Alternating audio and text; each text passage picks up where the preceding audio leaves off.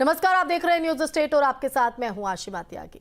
RSS प्रमुख मोहन भागवत के बयान के बाद से धार्मिक आधार पर जनगणना को लेकर बहस तेज हो गई है। प्रमुख विपक्षी दलों के नेता इस बयान को लेकर सरकार और बीजेपी पर हमलावर है। आरोप लगाए जा रहे हैं कि आरएसएस और बीजेपी में ठीक नहीं चल रहा है। सरकार कहती है कि 2 बच्चे ही अच्छे हैं, जबकि भागवत 3 बच्चे पैदा करने की वकालत कर रहे हैं। और मुस्लिम नेता आरोप लगा रहे हैं कि हिंदुओं की आबादी बढ़ाने के लिए ऐसे बयान दिए जा रहे हैं। इसी पर यह खास पेशकश, बच्चे 2 या 3।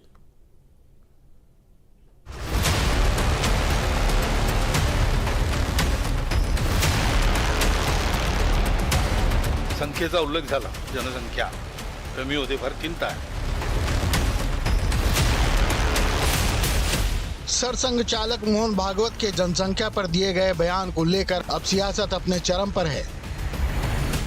आपको बता दें कि मोहन भागवत ने जनसंख्या बढ़ोतरी की दर में गिरावट पर चिंता व्यक्त करते हुए कहा था कि जब किसी समाज की जनसंख्या वृद्धि दर 2.1 से नीचे गिरती है तो वह समाज धीरे धीरे पतन की ओर बढ़ने लगता है। यह बयान भागवत ने एक कार्यक्रम के दौरान दिया था। उनका कहना था कि इस तरह से जनसंख्या कम होने से कई भाषाएं और समाज खत्म हो जाते हैं, इसलिए समाज में 2 से ज्यादा बच्चों की जरूरत है। उन्होंने 3 बच्चों की आवश्यकता पर बल दिया।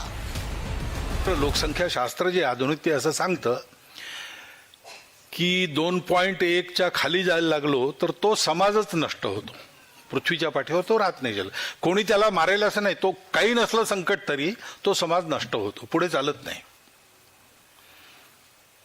अनेक भाषा अशा नष्ट झाल्या, अनेक समाज असे नष्ट झाले। 2.1च्या खाली येतं का? मोहन भागवत यही नहीं रुके। उन्होंने देश की जनसंख्या नीति का जिक्र करते हुए आबादी बढ़ाने पर जोर दिया। आपल्या देशाची जनसंख्या नीति 1998 वगैरे मध्ये ठरली का 2002 मध्ये ठरली, साल माहित नाही मला, पण त्याच्यातही असं सांगतात की 2.1च्या खाली नको।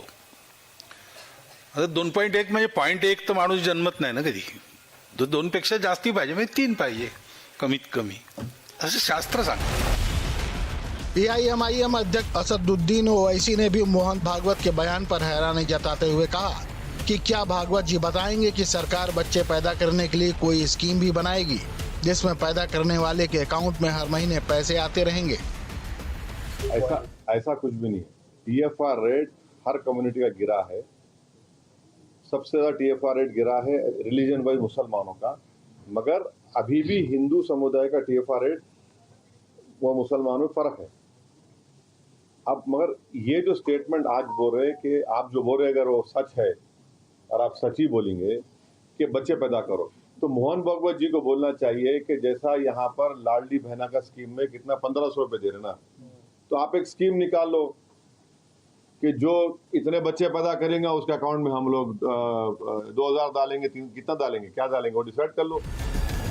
और कांग्रेस सांसद प्रमोद तिवारी ने तो भागवत को नसीहत ही दे डाली। उन्होंने कहा कि भागवत सरकार को सलाह दें, लगता है आरएसएस और बीजेपी के बीच कुछ ठीक नहीं चल रहा। ऐसे ना हो, इसलिए कम से कम 3 बच्चे पैदा करने चाहिए।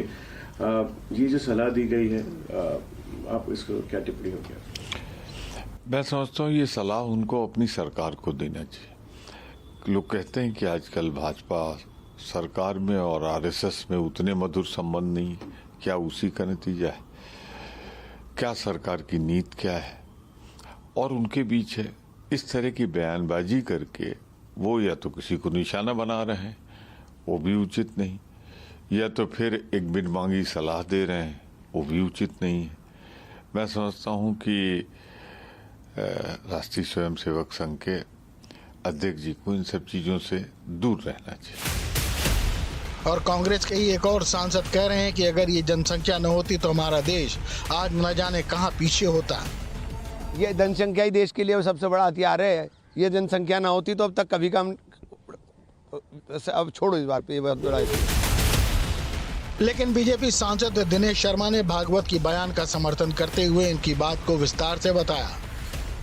अब 1 बच्चे की तरफ लोग बढ़ रहे हैं और तमाम परिवार से जो एक भी बच्चे की तरफ नहीं आकर्षित हो रहे। ये भारत की जो विश्लेषण या जो शोध आए हैं वो चिंता का विषय जरूर बने हैं।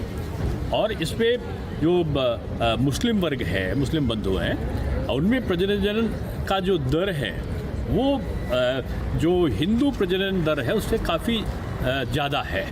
लेकिन जो 2.1 का जहाँ पर आया है तो इसमें मुस्लिम आबादी की दर भी पहले से कम हुई है और हिंदू की आबादी दर तो बहुत ही कम हुई है। जो 3.4 हुआ करती थी हिंदू प्रजनन दर की, वो आज 1.9 के आसपास पहुंच गई है। ये चिंता का विषय है कि भारत कहीं बूढ़ा देश ना बन जाए। उन्होंने हिंदू और मुसलमान का वर्गीकरण करके नहीं, उन्होंने भारत की जो व्यवस्था है, जो विकास है, उसके संदर्भ में मैं जो समझता हूँ, हमको लगता है कि वो उनकी चिंता का विषय रहा है।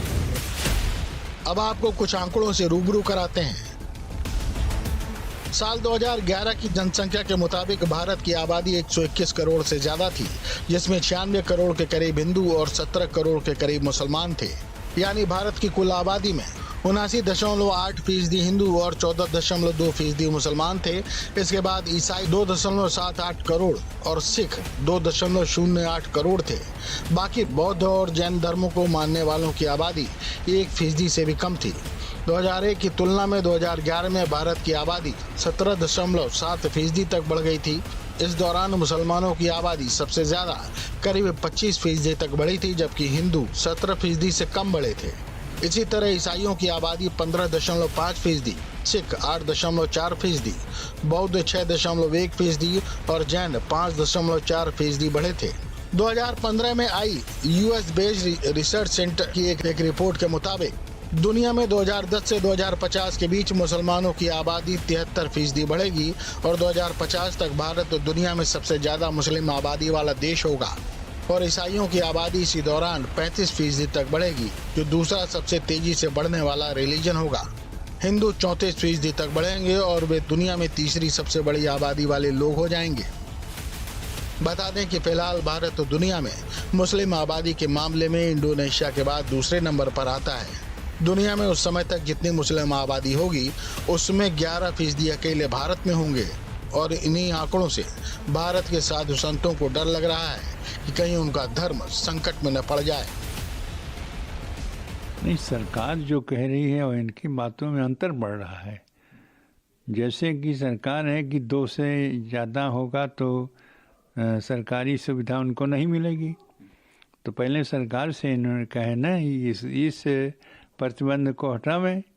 अब जिसके पास 3 बच्चे होंगे उसको सरकारी सुविधा नहीं मिलेगी, तो इसी स्थिति में इनके कहने के और सरकारी व्यवस्थाओं में अंतर पड़ रहा है।